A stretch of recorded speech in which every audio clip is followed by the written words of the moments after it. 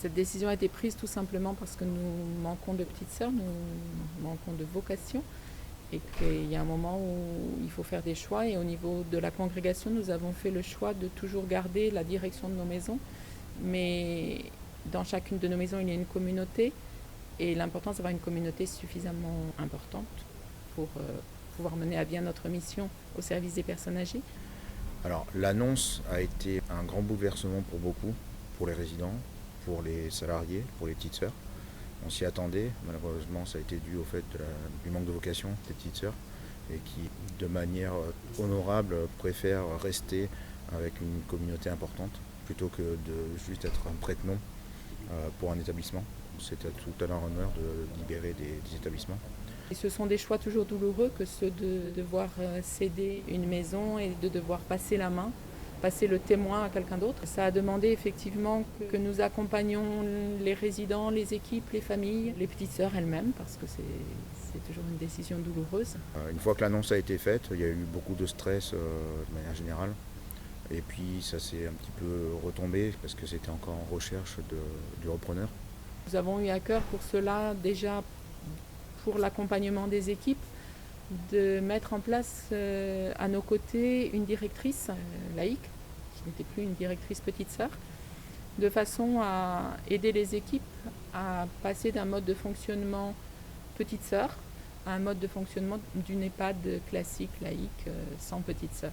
Et la transition s'est faite quand même avec douceur, une fois que ADEF a été choisi, avec l'ancienne directrice Sarah qui avait été mandatée exprès pour donner un côté plus laïque à notre organisation.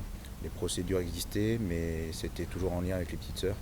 Donc il a fallu se réorganiser pour que chaque salarié prenne son rôle sans avoir le support des petites sœurs. Et ça, c'était un gros changement, y compris pour les résidents, surtout pour eux. Sarah, qui est venue à nos côtés, a progressivement réorganisé le travail des équipes et le fonctionnement des équipes de façon à leur permettre d'être plus en autonomie. Et dans le même temps, les petites sœurs, petit à petit, ont pris du retrait par rapport au suivi des équipes pour laisser à l'IDECO, à Sarah en tant que directrice, à Laura en tant qu'attachée de direction, le soin de manager complètement les équipes. Alors c'est vrai que c'est une grande histoire, hein. Il faut savoir que la maison date de 1867. Les petites sœurs finalement ont passé le relais très récemment, au mois de juillet 2021. Et cette transition s'est achevée le 17 septembre, date officielle du transfert de gestionnaire du côté d'ADEF Résidence Toulon. Alors on est quand même encore en transition, même parce que ça fait que depuis mi-septembre qu'on a l'autorisation officielle ADEF. Ça se passe bien, il y a encore des organisations à faire différentes. Les salariés sont, je pense, quand même plus rassurés, parce qu'il y a quand même pas mal de communication. Après, tout changement perturbe. Et les résidents, eux, petit à petit, il y a eu beaucoup de demandes de transfert au départ, vers d'autres maisons des petites sœurs, notamment à Marseille et à Nice. Mais depuis peu, il y a moins de demandes. C'est-à-dire que les résidents commencent à retrouver leur marque et on le repère quand même des salariés qui n'ont pas changé. Les petites sœurs sont restées présentes auprès des résidents pour continuer à transmettre l'esprit de notre fondatrice, l'esprit de Jeanne Jugan, cette attention aux petits soins, aux petits détails qui fait notre quotidien et qui permet de rendre cette étape de vie importante et bienveillante et de la meilleure façon possible pour les résidents. C'est vrai qu'ici, c'est une atmosphère quand même particulière. C'est mon 3e EHPAD et j'avais pas ce côté-là où déjà on a une chapelle à l'intérieur. Je trouve ça extraordinaire parce que c'est pas dans tous les EHPAD où c'est le cas. Vraiment, l'héritage des petites sœurs, on le sent. Moi, je l'ai senti quand je suis arrivée. Les résidents s'entraident les uns les autres, ce qui n'est pas forcément le cas de partout. Donc voilà, c'est vrai qu'on a une population assez diverse, de tout milieu, de tout revenu. Et donc, c'est vrai qu'on est tous une grande famille. Alors, je suis monsieur Prost Benoît, occupant la maison des Oliviers, ici, où j'en suis satisfait. C'est une maison conviviale, même familiale. On se connaît à peu près tous. Quand il y a quelque chose qui ne va pas, on se donne la main et on essaye de faire pour le mieux, parce que la maison des Oliviers marche comme il faut. Voilà.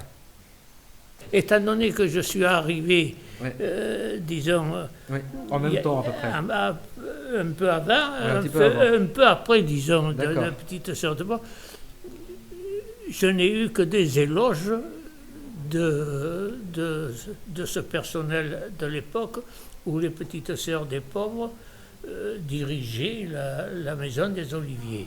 J'ai tenu à exprimer à Monseigneur Ray, l'évêque du diocèse du Var, ainsi qu'à la congrégation des Petites Sœurs des Pauvres, la joie de l'équipe d'ADEF Résidence de succéder aux Petites Sœurs des Pauvres, dont nous connaissons tous la grandeur de la mission et les valeurs qu'elle déploie, valeurs qui d'ailleurs rentrent en résonance avec celles qui nous animent.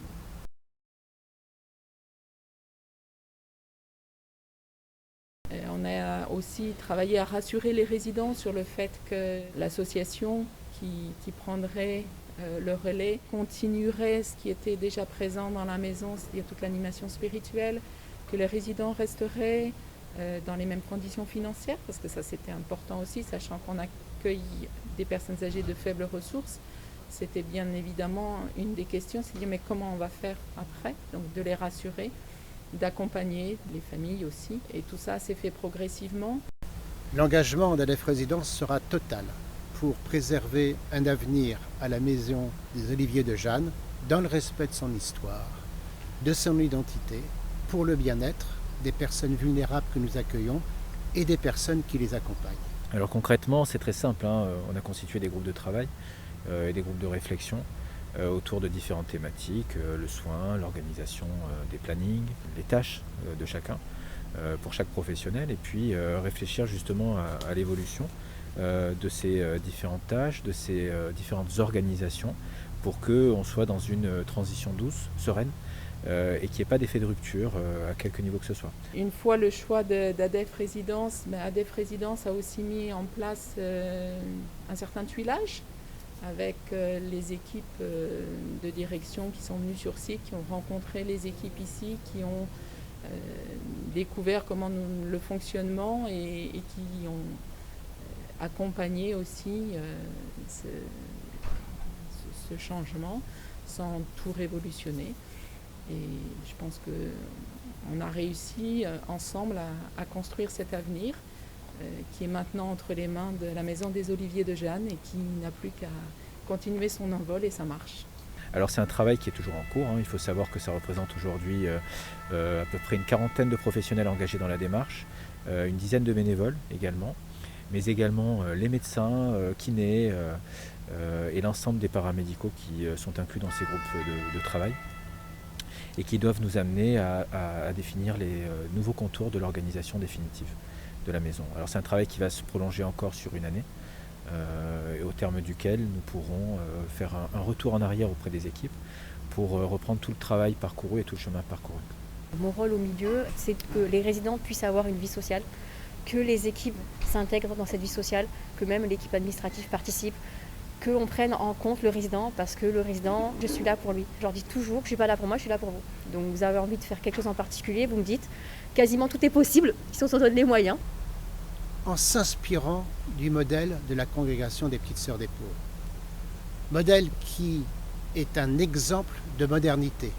À l'heure actuelle, où le monde du secteur médico-social s'interroge sur l'EHPAD du futur, dans une société qui cherche à créer du lien entre les personnes, quel que soit leur statut, en quelque sorte, une société qui cherche à s'humaniser.